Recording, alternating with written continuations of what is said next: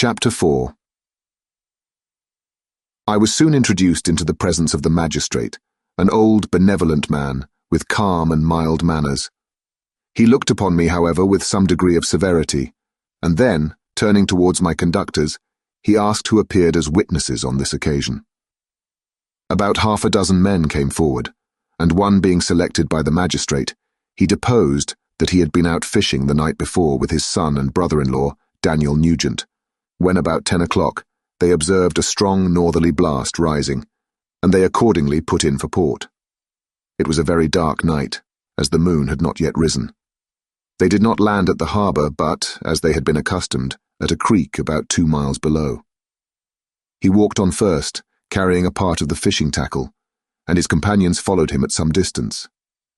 As he was proceeding along the sands, he struck his foot against something, and fell all his length on the ground. His companions came up to assist him, and by the light of their lantern, they found that he had fallen on the body of a man, who was to all appearance dead.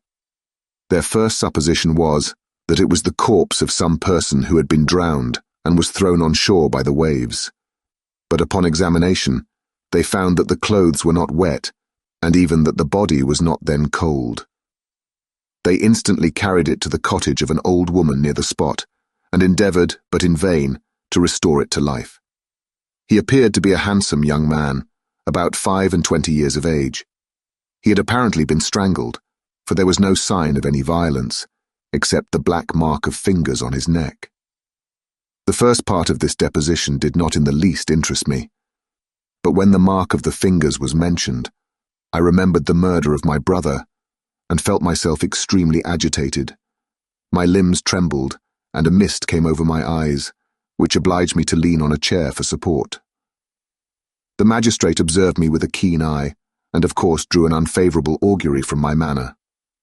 The son confirmed his father's account, but when Daniel Nugent was called, he swore positively that, just before the fall of his companion, he saw a boat, with a single man in it, at a short distance from the shore, and as far as he could judge by the light of a few stars, it was the same boat in which I had just landed.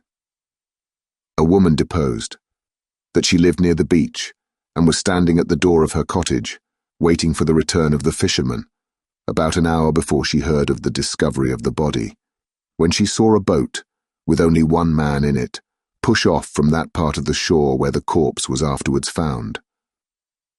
Another woman confirmed the account of the fisherman having brought the body into her house.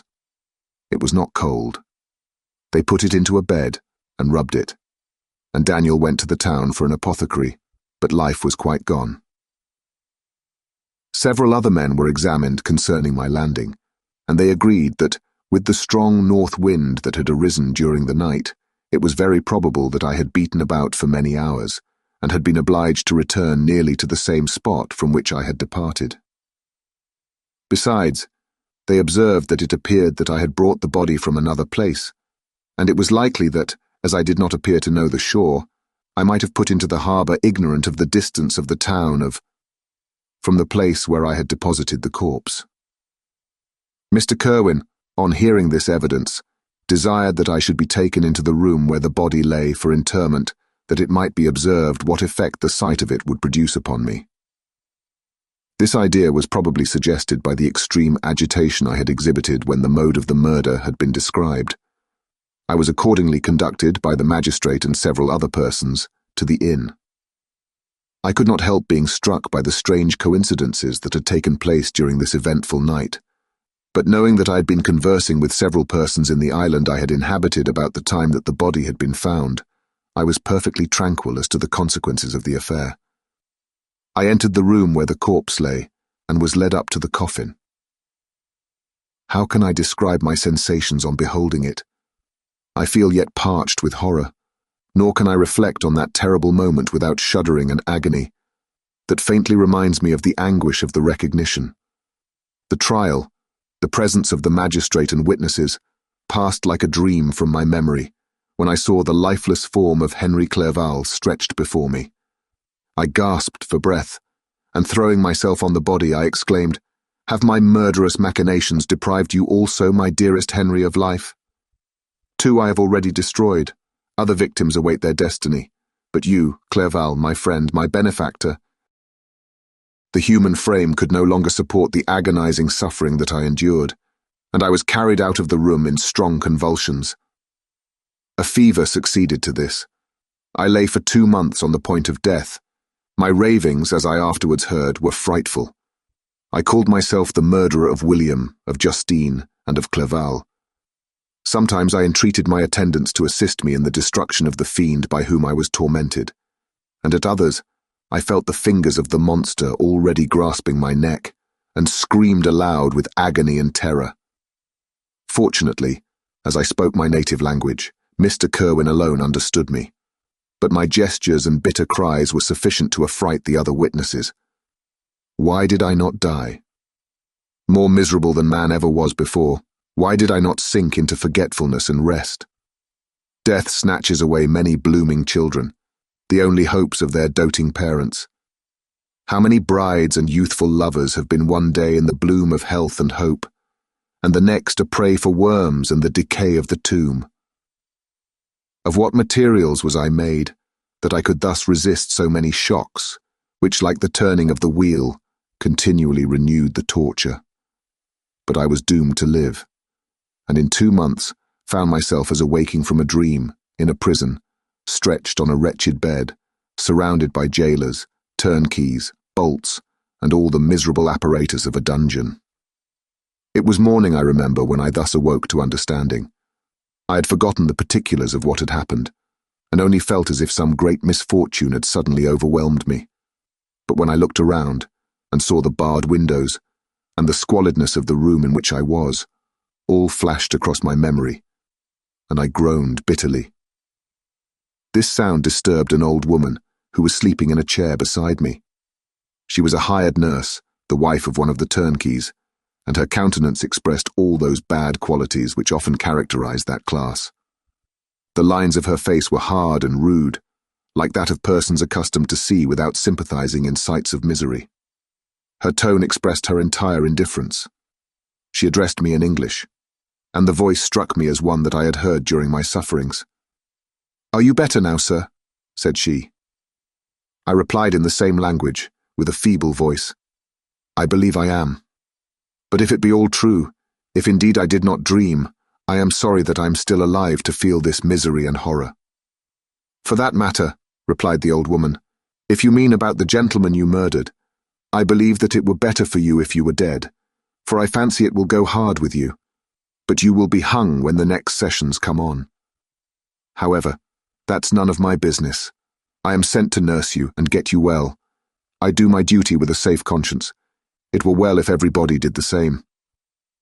I turned with loathing from the woman who could utter so unfeeling a speech to a person just saved, on the very edge of death. But I felt languid, and unable to reflect on all that had passed. The whole series of my life appeared to me as a dream. I sometimes doubted if indeed it were all true, for it never presented itself to my mind with the force of reality. As the images that floated before me became more distinct, I grew feverish. A darkness pressed around me. No one was near me who soothed me with the gentle voice of love. No dear hand supported me. The physician came and prescribed medicines, and the old woman prepared them for me. But utter carelessness was visible in the first, and the expression of brutality was strongly marked in the visage of the second. Who could be interested in the fate of a murderer, but the hangman who would gain his fee? These were my first reflections, but I soon learned that Mr. Kerwin had shown me extreme kindness. He had caused the best room in the prison to be prepared for me. Wretched indeed was the best, and it was he who had provided a physician and a nurse. It is true he seldom came to see me, for although he ardently desired to relieve the sufferings of every human creature, he did not wish to be present at the agonies and miserable ravings of a murderer. He came therefore sometimes to see that I was not neglected, but his visits were short and at long intervals. One day, when I was gradually recovering, I was seated in a chair, my eyes half open and my cheeks livid like those in death. I was overcome by gloom and misery, and often reflected I had better seek death than remain miserably pent up, only to be let loose in a world replete with wretchedness. At one time I considered whether I should not declare myself guilty and suffer the penalty of the law, less innocent than poor Justine had been. Such were my thoughts when the door of my apartment was opened and Mr. Kerwin entered. His countenance expressed sympathy and compassion. He drew a chair close to mine and addressed me in French. "I fear that this place is very shocking to you. Can I do anything to make you more comfortable?" "I thank you, but all that you mention is nothing to me. On the whole earth, there is no comfort which I am capable of receiving. I know that the sympathy of a stranger can be but of little relief to one borne down as you are by so strange a misfortune. But you will, I hope, soon quit this melancholy abode, for doubtless evidence can easily be brought to free you from the criminal charge. That is my least concern. I am, by a course of strange events, become the most miserable of mortals. Persecuted and tortured as I am and have been, can death be any evil to me? Nothing indeed could be more unfortunate and agonizing than the strange chances that have lately occurred. You were thrown by some surprising accident on this shore, renowned for its hospitality, seized immediately, and charged with murder. The first sight that was presented to your eyes was the body of your friend, murdered in so unaccountable a manner, and placed, as it were, by some fiend across your path. As Mr. Kerwin said this, notwithstanding the agitation I endured on this retrospect of my sufferings, I also felt considerable surprise at the knowledge he seemed to possess concerning me. I suppose some astonishment was exhibited in my countenance, for Mr. Kerwin hastened to say, "It was not until a day or two after your illness that I thought of examining your dress, that I might discover some trace by which I could send to your relations an account of your misfortune and illness.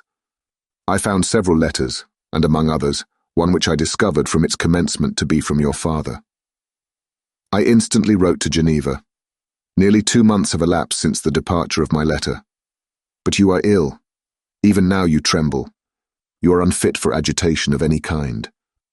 This suspense is 1,000 times worse than the most horrible event. Tell me what new scene of death has been acted, and whose murder I am now to lament." "Your family is perfectly well," said Mr. Kerwin with gentleness, "and someone, a friend, is come to visit you. I know not by what chain of thought the idea presented itself, but it instantly darted into my mind that the murderer had come to mock at my misery and taunt me with the death of Clerval, as a new incitement for me to comply with his hellish desires. I put my hand before my eyes and cried out in agony, 'Oh, take him away! I cannot see him! For God's sake, do not let him enter!' Mr. Kerwin regarded me with a troubled countenance. He could not help regarding my exclamation as a presumption of my guilt, and said, in rather a severe tone, 'I should have thought, young man, that the presence of your father would have been welcome instead of inspiring such violent repugnance.' 'My father!' cried I, while every feature and every muscle was relaxed from anguish to pleasure. 'Is my father indeed come? How kind, how very kind! But where is he? Why does he not hasten to me?' My change of manner surprised and pleased the magistrate. Perhaps he thought that my former exclamation was a momentary return of delirium, and now he instantly resumed his former benevolence. He rose and quitted the room with my nurse, and in a moment my father entered it. Nothing at this moment could have given me greater pleasure than the arrival of my father. I stretched out my hand to him, and cried, 'Are you then safe, and Elizabeth, and Ernest?' My father calmed me with assurances of their welfare, and endeavoured by dwelling on these subjects so interesting to my heart, to raise my desponding spirits. But he soon felt that a prison cannot be the abode of cheerfulness. 'What a place is this that you inhabit, my son?' said he, looking mournfully at the barred windows and wretched appearance of the room. 'You travel to seek happiness, but a fatality seems to pursue you. And poor Clerval! The name of my unfortunate and murdered friend was an agitation too great to be endured in my weak state. I shed tears. 'Alas, yes, my father,' replied I. 'Some destiny of the most horrible kind hangs over me, and I must live to fulfill it, or surely I should have died on the coffin of Henry.' We were not allowed to converse for any length of time, for the precarious state of my health rendered every precaution necessary that could ensure tranquillity. Mr. Kerwin came in, and insisted that my strength should not be exhausted by too much exertion. but the appearance of my father was to me like that of my good angel, and I gradually recovered my health. As my sickness quitted me, I was absorbed by a gloomy and black melancholy that nothing could dissipate. The image of Clerval was forever before me, ghastly and murdered. More than once the agitation into which these reflections threw me made my friends dread a dangerous relapse. Alas, why did they preserve so miserable and detested a life? It was surely that I might fulfill my destiny, which is now drawing to a close. Soon, oh very soon, will death extinguish these throbbings and relieve me from the mighty weight of anguish that bears me to the dust. And in executing the award of justice, I shall also sink to rest. Then the appearance of death was distant, although the wish was ever present to my thoughts, and I often sat for hours motionless and speechless, wishing for some mighty revolution that might bury me and my destroyer in its ruins. The season of the assizes approached. I had already been 3 months in prison, and although I was still weak and in continual danger of a relapse, I was obliged to travel nearly 100 miles to the county town, where the court was held. Mr. Kerwin charged himself with every care of collecting witnesses and arranging my defense. I was spared the disgrace of appearing publicly as a criminal, as the case was not brought before the court that decides on life and death. The grand jury rejected the bill, on its being proved that I was on the Orkney Islands at the hour the body of my friend was found, and a fortnight after my removal I was liberated from prison. My father was enraptured on finding me freed from the vexations of a criminal charge, that I was again allowed to breathe the fresh atmosphere and allowed to return to my native country. I did not participate in these feelings, for to me the walls of a dungeon or a palace were alike hateful. The cup of life was poisoned forever, and although the sun shone upon me, as upon the happy and gay of heart, I saw around me nothing but a dense and frightful darkness, penetrated by no light but the glimmer of 2 eyes that glared upon me. Sometimes they were the expressive eyes of Henry, languishing in death, the dark orbs nearly covered by the lids, and the long black lashes that fringed them. Sometimes it was the watery, clouded eyes of the monster, as I first saw them in my chamber at Ingolstadt. My father tried to awaken in me the feelings of affection. He talked of Geneva, which I should soon visit, of Elizabeth and Ernest, but these words only drew deep groans from me. Sometimes, indeed, I felt a wish for happiness, and thought with melancholy delight of my beloved cousin, or longed with a devouring malady du pays to see once more the blue lake and rapid Rhone that had been so dear to me in early childhood.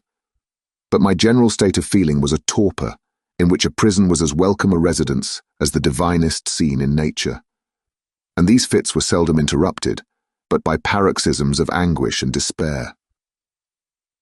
At these moments I often endeavoured to put an end to the existence I loathed, and it required unceasing attendance and vigilance to restrain me from committing some dreadful act of violence. I remember, as I quitted the prison, I heard one of the men say, "He may be innocent of the murder, but he has certainly a bad conscience." These words struck me. A bad conscience. Yes, surely I had one. William, Justine, and Clerval had died through my infernal machinations. "And whose death," cried I, "is to finish the tragedy? Ah, my father, do not remain in this wretched country. Take me where I may forget myself, my existence, and all the world." My father easily acceded to my desire, and after having taken leave of Mr. Kerwin, we hastened to Dublin. I felt as if I was relieved from a heavy weight, when the packet sailed with a fair wind from Ireland, and I had quitted forever the country which had been to me the scene of so much misery. It was midnight. My father slept in the cabin, and I lay on the deck, looking at the stars and listening to the dashing of the waves. I hailed the darkness that shut Ireland from my sight, and my pulse beat with a feverish joy when I reflected that I should soon see Geneva. The past appeared to me in the light of a frightful dream. Yet the vessel in which I was, the wind that blew me from the detested shore of Ireland, and the sea which surrounded me told me too forcibly that I was deceived by no vision, and that Clerval, my friend and dearest companion, had fallen a victim to me and the monster of my creation.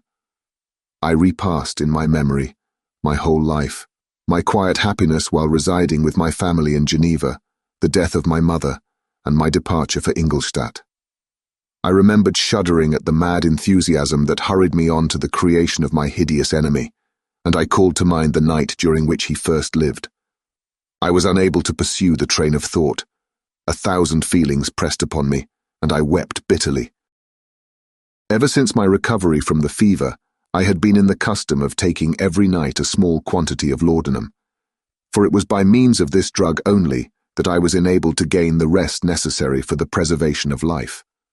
Oppressed by the recollection of my various misfortunes, I now took a double dose, and soon slept profoundly. But sleep did not afford me respite from thought and misery. My dreams presented 1,000 objects that scared me. Towards morning I was possessed by a kind of nightmare. I felt the fiend's grasp in my neck and could not free myself from it. Groans and cries rung in my ears. My father, who was watching over me, perceiving my restlessness, awoke me and pointed to the port of Holyhead, which we were now entering.